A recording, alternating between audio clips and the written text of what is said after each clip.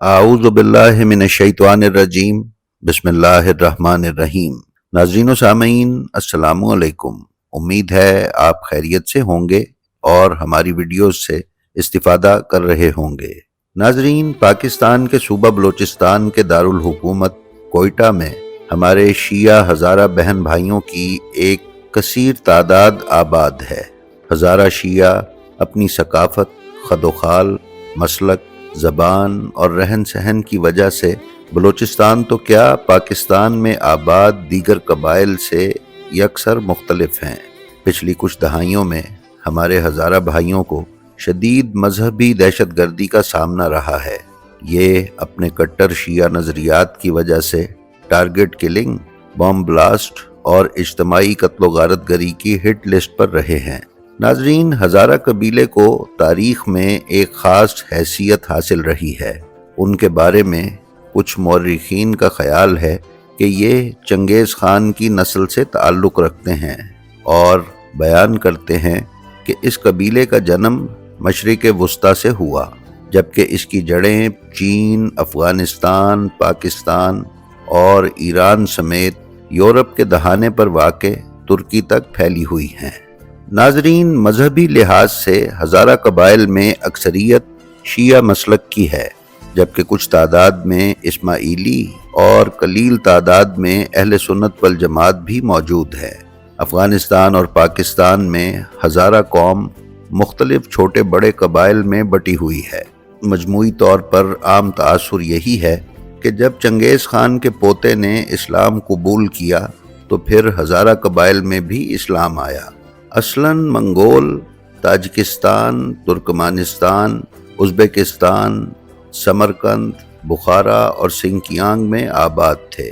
افغانستان میں جن 4 صوبوں میں ہزارہ رہتے ہیں ان علاقوں کو ہزارہ جات کہا جاتا ہے۔ افغانستان کا صوبہ بامیان ہزارہ قبیلے کا گڑھ ہے۔ کچھ مورخین بیان کرتے ہیں کہ جنگوں کے دوران ان قبائل کی خاص حکمت عملی کی وجہ سے ان کا نام ہزارہ مشہور ہوا۔ وہ حکمت عملی یہ تھی کہ جب یہ اپنے علاقوں سے حملہ کرنے نکلتے تو ایک ایک ہزار فوجیوں کا دستہ بنا کر نکلتے۔ اس نسبت سے یہ ہزارہ پکارے جانے لگے۔ 632 عیسوی میں بامیان سے گزرنے والے چینی زائر اور مورخ ہیون سانگ کے مطابق یہاں کی زبان کا رسم الخط باتریا کے دوسرے علاقوں یعنی بلخ، بخارا وغیرہ جیسا تھا، اور یہ لوگ جسمانی لحاظ سے بھی ان لوگوں سے ملتے تھے، لیکن ان کی زبان مختلف تھی۔ شاہراہ ریشم کا ایک تجارتی مرکز ہونے کی وجہ سے بامیان کے باسیوں کا معیار زندگی دیگر پڑوسی علاقوں سے بہت بہتر تھا۔ ناظرین، حضرت علی علیہ السلام کے دور خلافت میں مسلم سلطنت کی سرحدیں خراسان اور غور کے علاقے تک پھیل گئیں۔ جناب امیر المومنین علیہ السلام کی تعلیمات اور ان کے اصحاب کا دور دراز کے علاقوں میں جا کر تبلیغ کرنے کا اثر یہ ہوا کہ شیعہ تعلیمات سے آگاہی بڑھنے لگی۔ دوسرا یہ کہ تجارتی شاہراہوں پر آباد شہروں میں شیعہ تاجروں کی آمد و رفت سے بھی افکار و نظریات کی ترویج و اشاعت ہوئی۔ جناب امیر علیہ السلام کے بعد ائمہ طاہرین کے دور میں بھی خراسان، یمن اور عراق وغیرہ میں عباسی حکمرانوں کے ظلم و ستم کے باوجود شیعت پھیلتی رہی۔ موجودہ افغانستان کے اطراف میں اگرچہ اسلام کے پھیلنے کا عمل 7ویں صدی عیسوی میں شروع ہو چکا تھا، تاہم ہزارہ نشین علاقوں میں اس کے پھیلنے کے بارے میں متضاد شواہد ملتے ہیں۔ دراصل اس خطے میں مسلمانوں کی آمد کا سلسلہ عربوں کے ہاتھوں فارس کی ساسانی سلطنت کی شکست کے بعد شروع ہوا۔ مورخ یحییٰ بیضہ کا کہنا ہے کہ 643 صدی عیسوی میں عربوں نے ساسانیوں کو شکست دینے کے بعد مشرق کی طرف پیش قدمی کی کوشش کی، مگر ان کو غوریوں کی طرف سے شدید مزاحمت کا سامنا کرنا پڑا۔ عربوں کے مسلسل حملوں کے باعث بالآخر غوریوں کے لیڈر مہاوی سوری نے اکابرین کا ایک گروپ تشکیل دیا اور انہیں کوفہ بھیجا تاکہ حضرت علی ابن ابی طالب علیہ السلام سے اسلامی معلومات حاصل کر سکیں۔ ان معتبرین نے حضرت علی ابن ابی طالب علیہ السلام کے ہاتھوں اسلام قبول کیا اور اس طرح انہوں نے نہ صرف اپنی خود مختاری کو تحفظ فراہم کیا بلکہ ایک طرح سے خراسان میں حضرت علی علیہ السلام کی حمایت کا آغاز بھی ہوا۔ مورخ سید عسکر موسوی کے مطابق فارس اور خراسان میں اصل شیعہ اولاد علی تھے، جنہیں سادات علوی یا عرف عام میں سید کہا جاتا ہے۔ بنو امیہ اور بنو عباس کے ڈھائے جانے والے مظالم کی وجہ سے سادات علوی محفوظ علاقوں کی تلاش میں تھے۔ ان کا کہنا ہے کہ سادات علوی منگولوں سے کافی پہلے ہزارستان پہنچ چکے تھے۔ ان کی آمد کا سلسلہ غالباً امام رضا علیہ السلام کی طوس میں موجودگی کے بعد باضابطہ طور پر شروع ہوا۔ امام رضا علیہ السلام کی شہادت کے بعد ان کے پیروکاروں کو جان بچا کر طوس سے نکلنا پڑا، اور غالباً یہی موقع تھا کہ جب سادات علوی یعنی سیدوں نے ہزار نشین علاقوں میں پناہ لے کر اپنی جان بچائی۔ ناظرین، کچھ مورخین یہ کہتے ہیں کہ ہزارہ شاہ عباس صفوی کے دور میں باقاعدہ طور پر شیعہ ہوئے، جبکہ یہ درست نہیں ہے۔ حقیقت یہ ہے کہ ہزارہ قبائل میں اسلام اور شیعت کا تعارف جناب امیر المومنین علیہ السلام کے دور میں ہو چکا تھا، جبکہ سادات اور خصوصاً ائمہ طاہرین علیہم السلام کی اولادوں کے خراسان کے مختلف حصوں میں پھیلنے کے بعد ہزارہ جات میں آئے سادات نے کثیر تعداد میں ہزارہ افراد کو مسلمان اور شیعہ کیا۔ ناظرین، افغانستان سے ہزارہ قبیلے کے بلوچستان میں آنے کی وجہ افغانستان کے امیر عبد الرحمن کا ان پر ظلم و ستم تھا، جس کے تحت یہ ہجرت کر کے افغانستان میں آ کر آباد ہوئے۔ موجودہ کوئٹہ کے جس علاقے میں آ کر ہزارہ شیعہ آباد ہوئے، وہ علاقہ مری قبیلے کی چراگاہ تھا۔